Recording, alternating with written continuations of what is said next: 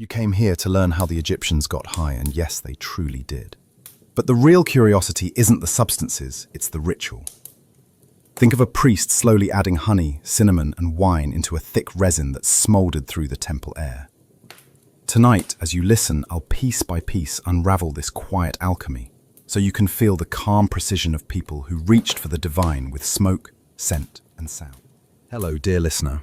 Welcome to your journey to sleep on the Cozy Nights channel. Before we get started, feel free to like and subscribe. Imagine walking down a dim stone corridor, the torches along the walls giving off a wavering orange light. The air is warm yet heavy, carrying the faint trace of resin that has seeped into the very stones over centuries. You come to a tall doorway, and inside the chamber, there she is. A priestess kneels on smooth limestone, her figure almost swallowed by the shadows. Before her sit jars of honey thick as amber, cinnamon bark curled and waiting, and small pots of resin that gleam in the flicker of flame. You notice something strange. She does not begin right away, though the bowls and grinders are ready. She waits, still and silent, for the moon above the temple roof to change its face. Why, you wonder? Does the sliver of light in the sky dictate the moment her hands will finally begin to move? Within Egyptian temples, time itself was tethered to the heavens. The sun marked the days, and the moon told other secrets. The priestess watched it closely, following its cycle as if it held the pulse of the gods. A new moon could mean renewal, a full moon abundance, and its decline marked fading or release. By aligning her mixture to this sequence of change, she wasn't simply waiting for the right evening. She was weaving her work into the rhythm of the cosmos. Candles may have cast the glow in the chamber, but it was the silver light outside that truly called the ritual forward. Yet this pause before the task was not only about reverence. The timing carried a hidden practicality too. For some blends required long fermentation and careful shifts in texture that mirrored the moon's phases. The waiting became both symbol and science, a delicate pairing of beliefs with the physical changes in jars and wines. A casual glance might see superstition, but a closer look shows method.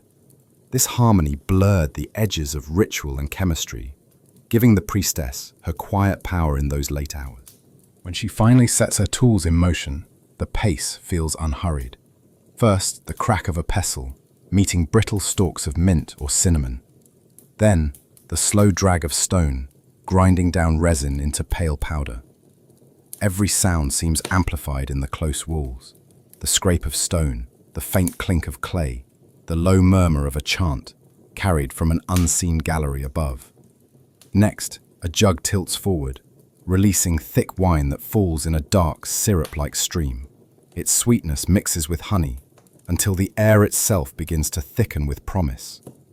Nothing in this rhythm is rushed, each action measured as if an invisible metronome beat between her fingers and the sky. Close your eyes and think about what she might have heard. Her own breath, steady, broken now and then by a chant drifting from deeper in the temple. The fabric of a hanging tapestry sways, releasing a soft rustling sound, brushing stone like a slow sigh. These smaller details stitched the environment into a cocoon. Shadows moving in arcs across the walls, flames bowing low in response to drafts. All the elements work together, creating a place not just of sight, but of sensation. A room alive with smell, sound, and sacred timing. The recipes themselves often called for such moon phase awareness. Texts describe preparations stretched out across nights, ingredients ground under waxing light, or sealed only when the moon began to fade. To a priestess, the movement was more than symbolic. It was a timer, a signal that the earth and heavens had agreed upon the next step. Whether you imagine it as superstition or early observation of cycles, the fact remains. The jar of kaifi incense would not have carried the same force without the waiting. But why these particular ingredients? Why resin? Why cinnamon? Why wine married to honey? The question hangs over the chamber like unspoken incense smoke. Was it purely the offering to gods, a gift of sweetness meant to please? Or did the mixture, when lit or burned, alter thought itself, speaking inwardly to the priestess just as much as outwardly to the statues watching over her? The jars stayed sealed, but the anticipation filled the air heavier than the scent itself. If you stood nearby, you might ask what change she expected from flame to smoke. Would the haze bring visions, soften her body for trance, or perhaps sharpen her senses until she felt herself pulled toward hidden channels of the divine? The fire could release transformations only hinted at in the grinding and pouring. And this question, always hovering, whispered that the ritual was more than show. It was a doorway. In the end, you'd see that everything she did, the patience of waiting for the moon, the careful balance of substance, the rhythm of her preparation, was about harmony. It aligned her body to celestial time, her breath to chance, the temple itself to the cycles above.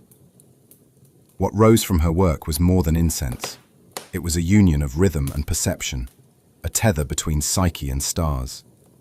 And yet, the real secret unfolded not in her posture or the movement of her hands, but in the invisible film of scent that began to unfurl and cling, transforming the chamber air itself. Most incense you've probably smelled burns down to something simple, lavender that feels clean, or sandalwood with that soft, woody edge. But the Egyptians were not interested in simple. Their prized incense, kefi, was nothing short of an experiment in obsession. They didn't just crush one plant, light it, and walk away. They built entire recipes that stretched over weeks. To them, this mix wasn't only perfume, it was medicine, it was temple purification, it was prayer carried upward through smoke, and depending on how you see it, it was a doorway for the mind too. Now, imagine yourself standing in a storeroom tucked behind a shrine. The walls are lined with jars, each sealed with wax. A scribe records the list of plants, resins, and wines on a small board. When you hear the list read aloud, it doesn't sound like incense anymore. It sounds like a feast. Honey sticks together like golden syrup. Wine waits in clay vessels darker than blood. Cinnamon bark curls into small rolls, leaving sugary spice against your fingers. You catch the green bite of mint, rubbed until sharp. Juniper berries hide in a basket, their oil smelling like something between pine and pepper. Then there's resin, sticky as tar, clinging to stone and skin. Dozens of flavors, dozens of textures, poured, crushed, soaked, baked, cooled. The result wasn't a crumble of dried leaf. It was a layered body of scent, built like a song. You might ask, why go through so much trouble when one good resin on the fire would fill the room just fine? That question may have crossed the minds of the temple workers themselves, but the answer was steady. Complexity wasn't waste. Complexity was power. Each ingredient carried its own role: resins to cleanse, spices to sharpen the air, wines and honeys to bind the whole mixture into a single paste. The result didn't just burn, it healed, it calmed, it stirred visions, depending on how it was carried into the room. People trusted it as medicine when taken with water or wine. They trusted it again when smoke wrapped around statues, filling the shrine with fragrance thick enough to seem alive. This wasn't luxury for luxury's sake. Temples actually prescribed kaifi almost like a treatment. Records mention it easing lungs, cooling anger, even guiding sleep toward more peaceful dreams. So it sat both on the altar and in the physician's notes. That double role gave it weight in Egyptian life, half sacred, half practical. Like so many things in Egypt, one use bled into another until you couldn't tell where religion ended and medicine began. But more striking than the ingredients was the timing. Priests didn't just pound herbs when they felt like it. Some ingredients were ground only when the moon was swelling larger, others only when it was shrinking back. That rhythm aligned the mixture with the same cycles that carried the priestess in the chamber back to her instruments. Day after day, a portion might be stirred, cooked, or sealed away until the calendar said, "Move forward." It was chemistry bound to astronomy, practical work dressed in divine order. That pairing must have made the mixture feel twice charged, real through its scent, holy through its timing. Picture a watcher standing nearby when at last the mixture burned. The flame touches it, the paste begins to smolder, and the air gradually changes. At first, a faint sweetness spreads like honey melting. Then, Warmth of cinnamon grows sharper, cutting through the room. Mint rises, crisp and cooling, only to be softened by the wine's richness. Smoke doesn't move quickly. It curls, heavy, filling corners, hiding statues, pressing gently against skin. Before long, the room feels different, as if thick fabric has been thrown across your shoulders. Breathing becomes slower. Hearing grows softer. More than sight, more than sound, it is the smell that holds you, surrounds you, forms a cocoon from which a person might not want to leave. It's easy to think incense was just a mask for bad smells, but in this case, it was more. Kiffy changed the body as much as the temple. Taken as a drink, it carried honeyed warmth to settle the stomach or smooth troubled thoughts. Burned on the altar, it brought the heart closer to God's. Healing with one hand, opening doors with the other, it stood as both remedy and ritual. Egyptians believed that if smoke reached statues, their prayers traveled the same way. If medicine soothed their body, spirits could be soothed alongside. In this way, Kiffy was not simply what you smelled, it was what you entered. So when you think of that priestess kneeling before her jars, remember that her work was not just symbolic theatre. It was a craft, measured and practical, yet woven with meaning beyond its parts. A soft ladder made from cinnamon, resin and honey, carrying the mind upward to where it brushed against the divine. Each puff of smoke was a rung, climbing gently, and once you smelled it, the question lingered whether you were still only in the temple or whether some part of you had crossed a quieter threshold. The smoke held that power in every chamber it filled. But not all rituals relied on what you could breathe in. Egyptians, curious as ever, poured transformation into their cups as well. And when the mugs were raised, the dimensions shifted. Picture a small clay mug in your hands, its surface stamped with the wide grin of Bes, the dwarf god with his tongue stuck out, eyes bulging, beard curling in tight little lines. He was the protector of children and mothers, a figure of both laughter and fierce guardianship. Mugs like this weren't ornament, they were tools. When worshippers drank from them, they believed Bes himself joined them, guarding their bodies, guarding their dreams. But what filled those cups was not a simple beer or wine. Centuries later, when archaeologists and chemists inspected the traces left inside, the residue gave a different story. The contents were mixtures designed not just to quench thirst, but to twist perception, blur the edges of waking and sleeping, and open channels they thought led directly to gods. The purpose of these Bes mugs was not casual refreshment. They appeared in rituals tied to childbirth, to protection for mothers, and to warding off unseen dangers that might creep in during those vulnerable moments when new life entered the world. This was faith you could drink, and it carried a weight that no plain grain beer ever could. The grinning God staring at you from the cup's side was comforting, yes, but also a warning. What you swallowed was part blessing, part risk. For years, those remnants went misunderstood, seen as nothing but dried traces of old grain. But later studies pointed to something much more unusual. Beneath the residue of alcohol, scientists detected hints of plants that carry psychotropic properties, strong enough to alter mood and awareness.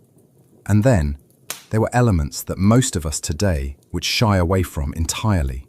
Bodily fluids worked into the mixture, believed to bring life, strength, and bind the drinker closer to divine protection. To us, unsettling at best. To them, a holy addition that made the ritual more powerful. Imagine tilting one of those mugs forward.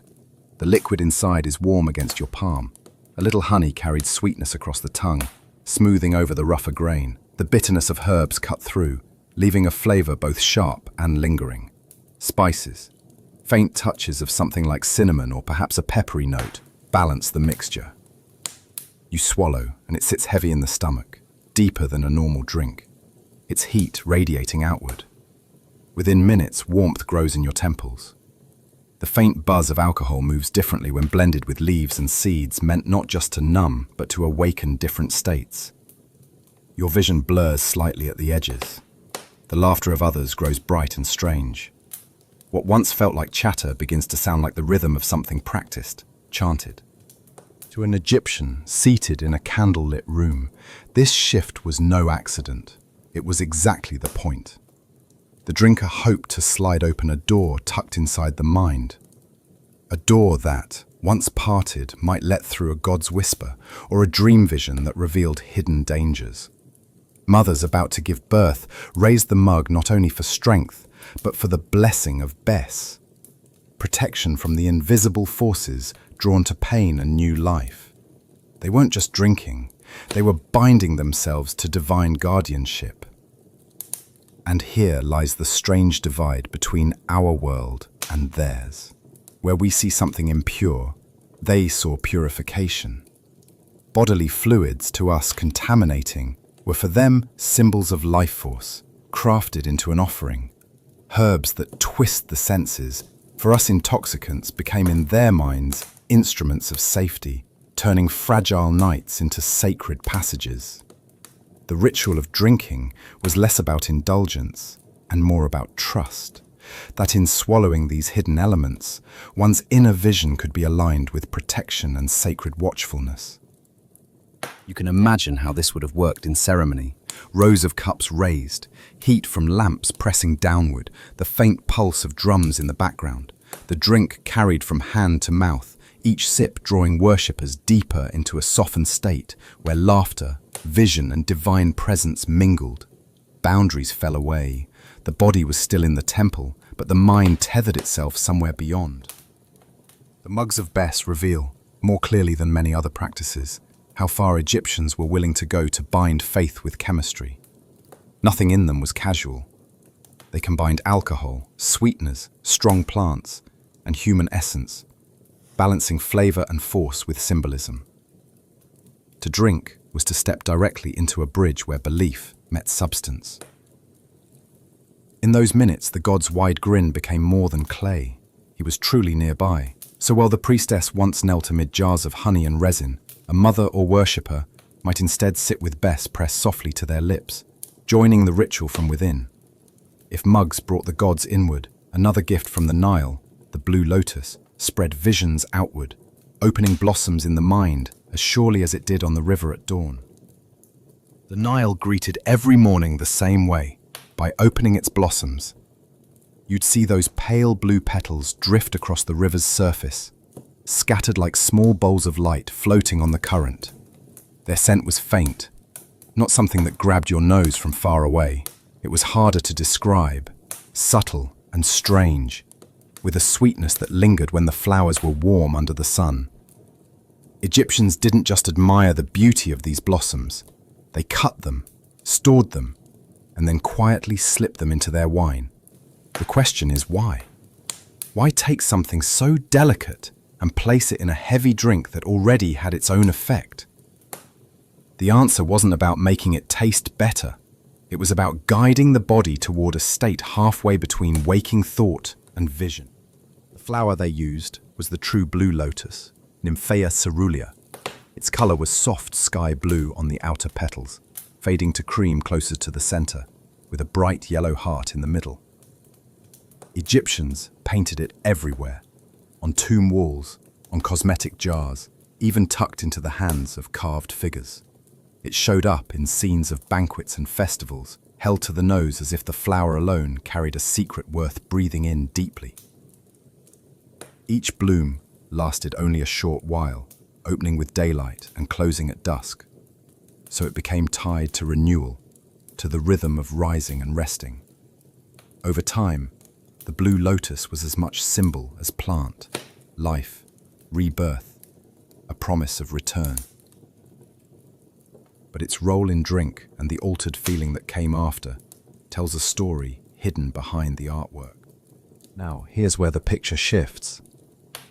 People today see blue lotus sold online, dried petals in plastic bags, tinctures in small bottles, sometimes even lotus wine. But more often than not, These modern versions belong to a different species entirely, one that doesn't carry the active compounds that the Egyptians prized. When researchers tested the authentic Egyptian flower, they found higher levels of nuciferine, an alkaloid that works in the nervous system. It doesn't create wild or hallucinatory trips, but it does calm, ease nerves, and nudge the brain toward a dreamlike state. That gentle edge, combined with alcohol, would explain why Egyptians treated the drink not as simple wine, but as something closer to a spiritual tonic. And they likely didn't drink it the way we picture. Most imagine petals tossed into a cup like a garnish, steeping like a bag of tea. But texts and practical evidence suggest another method. One line of thought says Egyptians drew oils or fats from the flower first, that concentrate carried the active elements better than water alone. Once made, it could be added into wine, mixing things evenly. Liam McAvoy, who studied this process, suggested the infusion into fat or oil as a more likely step. Picture a small flask of lotus oil kept near a jug of wine. A few drops mixed in, changing the liquid subtly but with much greater effect. Sitting with a cup, you would lift it to the torchlight and see a faint shimmer on the surface of the drink, not obvious but present. A soft gleam that told you something extra had been merged in. When people drank this mixture, they didn't fall into slurred chaos. The lotus changed the tone of intoxication.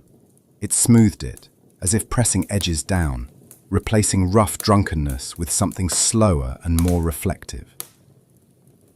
A person might feel their body lighter, their mood softer, while their thoughts wandered into odd shapes that felt more like visions than daydreams. Imagine sitting in a courtyard, lit only by torches, stone walls around you, warm air carrying the thick smell of nearby food and incense. In your hands, the cup. On your tongue, a faintly floral layer over the wine. As you sip, sound changes. Music doesn't feel separate anymore, but moves with you. Your eyes keep returning to the shadows on the wall, where faces seem to shift and shapes whisper of movement. For Egyptians, this wasn't just pleasant. It was a tiny doorway, opening into communion with the unseen. We also see its use outside private drinking. Lotus flowers often appeared at festivals, where garlands of petals adorned dancers, and the intoxicating mix of wine blended with the ceremony of music and chant. In funerary contexts, the flowers sat with the dead in their burial goods, sending them on with the same promise of transformation. In smaller rituals, where only families or individuals shared wine, the infusion worked as a personal guide, helping the heart loosen enough to approach grief or joy with calm. The lotus carried through each of these settings, because it offered not pure excitement, but a gentle climb into vision and memory. In the end, the blue lotus was less about indulgence and more about unlocking that delicate threshold where dream touches waking life. Its blossoms stopped time for a moment, calming both body and mind, while carrying worshippers toward an alignment that felt closer to God's. It wasn't the noise of drunkenness that people sought, but the softness of seeing differently. A flower afloat on the Nile became a flower afloat in the mind. But not all plants whispered with such grace. Beyond the lotus, Egyptians also worked with medicines that carried sharper, heavier effects. Plants that pressed deeper into pain and numbness. Not all sacred plants carried the soft touch of the lotus. Some were blunt, heavy, and absolutely practical. Imagine a temple chamber not as a silent hall of worship, but as a pharmacy, clay bowls stacked high, pestles resting in small grooves, resin jars sealed with wax. A priest leans over a table, rolling sticky poppy paste into pills. Another warms cannabis oil, pressing it down with stone until it thickens into ointment. Here, religion smelled not just of smoke and song, but of medicine. You might think of hidden stashes or forbidden herbs, but in Egypt, these substances had a clear, open place. They were tools, folded into the rhythm of healing as much as into ceremony. Cannabis, which they called shamat, appears in their older medical writings. Those texts record it for sore eyes, for swelling, for complaints tied to women's health. The leaves were not smoked like in modern habit. They were crushed, mixed, applied directly on skin or combined with honey to make pastes that could be swallowed gently. Sometimes oils carried the plant's resin into salves for inflammation. You can picture the thick texture sliding across the eyes, cooling the heat there. It was both soothing and strange because where medicine touched the body, the temple claimed the spirit also shifted. Each treatment, no matter how physical, doubled as purification. Then there was the poppy.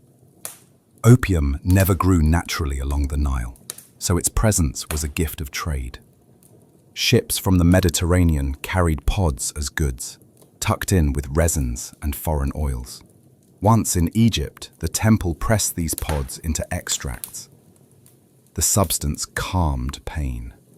It appeared in childbirth practices, easing the labor when hours grew too long.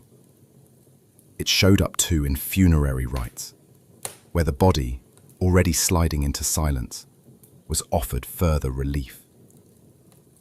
Records describe its appearance not with clarity, but with a vague hand. Poppy extract.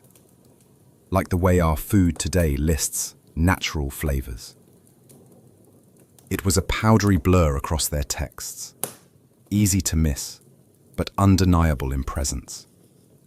The role of priests now becomes clearer. They weren't only guardians of statues and chants. They stood as healers, as pharmacists, as mixers of what was holy and what was practical. Within their storerooms lay remedies both simple and sharp. Common people leaned on beer mixed with herbs. That crude brew was accessible, cheap, handed out in daily rations to workers. But the elite, with their gold and their pull inside holy circles, reached further. They had access to imported resins, to poppy, to refined cannabis oils. The medicine was tiered, one for the field hand breaking stones in the sun, and another for the noble who walked past granite pillars beneath painted ceilings. Try to see it as you breathe in the scent. A sealed jar is opened. Inside, an aroma thick and bitter presses out. Poppy resin smells like something between earth and ash, sticky and pungent. Cannabis oil smells sharper, greener, clinging to pots as if trapped. Together, these jars filled the air with a heavy mix, different from sweet incense. You might not call it pleasant, but you would not forget it. The smell alone told you that this was not joy or dance. This was therapy, survival, control of pain, before it overwhelmed both body and soul. And still the lines blurred. A poultice, pressed against swollen eyes, was not only a cure, it served as ritual cleansing, preparing the body to be more fit for communion. A pill of opium placed in the mouth of a dying noble eased last breaths, but it also set them in balance with gods. To heal and to prepare for the afterlife were not separate roles. Both lived under the same roof, dispensed from the same hands. The priest mixed, the patient received, and both medicine and prayer traveled together. Archaeologists who opened tombs found traces of these plants, sealed in jars alongside food, linen, and gold. Cannabis and poppy hadn't only eased the living. They waited in containers for the dead as well, placed as if to say, you may need this still. A dose against the pain of rebirth, a balm against the fear of the dark. These offerings suggest that Egyptians believed the spirit carried its pains forward, and so the remedies must travel too. Even in silence, the pharmacy of the temple followed them down. So with each dose, priests reinforced their role. They were guides across borders, healers whose knowledge touched the body, but whose rituals carried the spirit along. Their pharmacopoeia was never divided. It tied together holy incense, bitter herb, warm beer, imported resin, foreign oil, all served one purpose: to knit the living tighter to divine order. Not all plants offered visions of blossoms and dreams. Some gave numbness, raw and unwavering, accepted with equal reverence. Step back from those stone rooms with their jars and grinding stones, and the sound of drums begins again. Because outside the temple, another form of intoxication spread, loud, joyful, chaotic. The people joined in festivals where wine poured, cups lifted, and laughter rose with dawn. What in the temples was healing, in the fields and streets became celebration. And the gods asked for both. Now, step outside the temple walls and let yourself into the press of a festival crowd. You hear it before you really see it.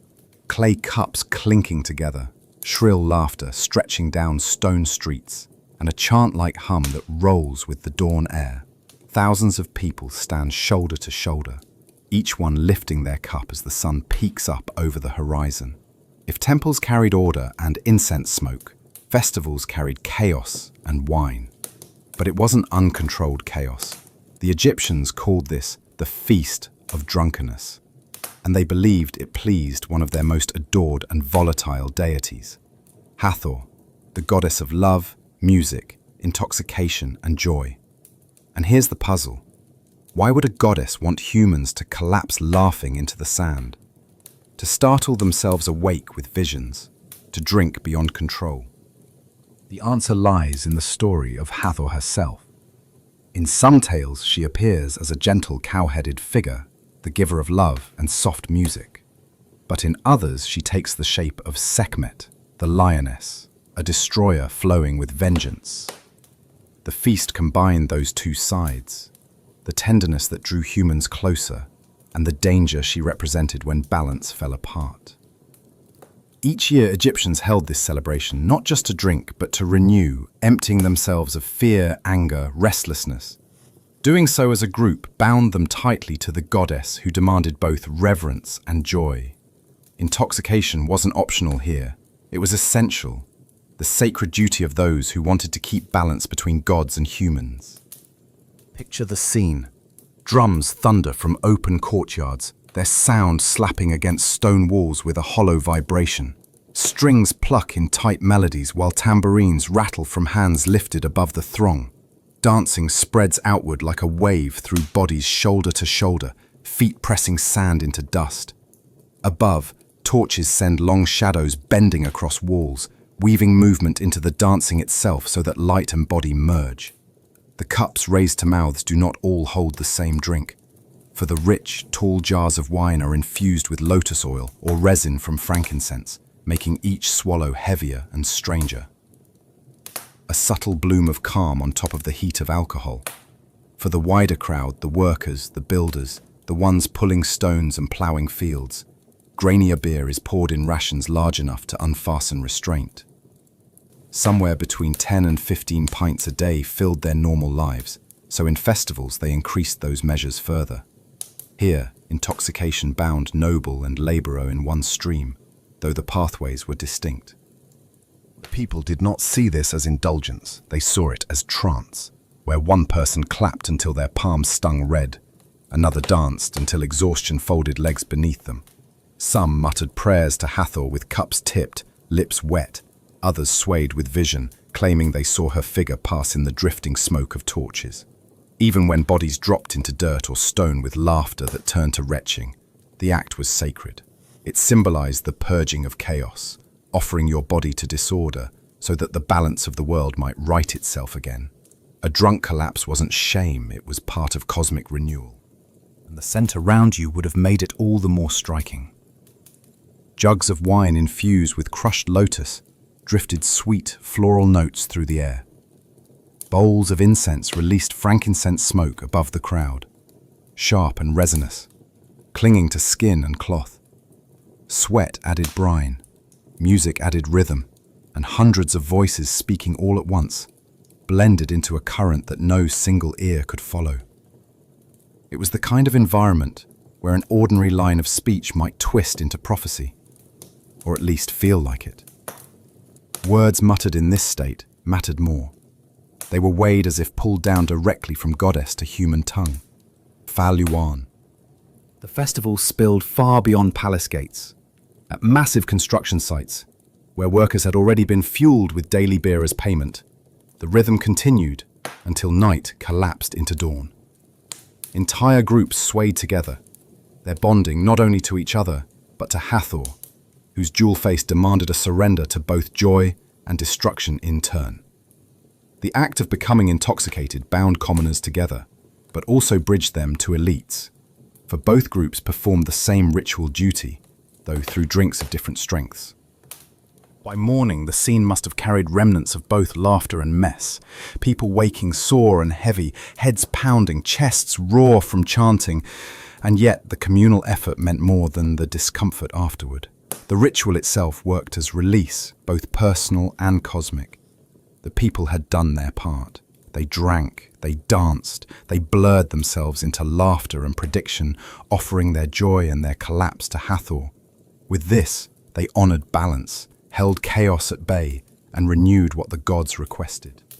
So for the Egyptians, intoxication reached beyond taste or pleasure. Whether through lotus smoke in the temple, bitter extracts in small jars, or beer poured in vast measures, each act stretched toward the same aim: to link body and spirit into cycles more permanent than their own lives.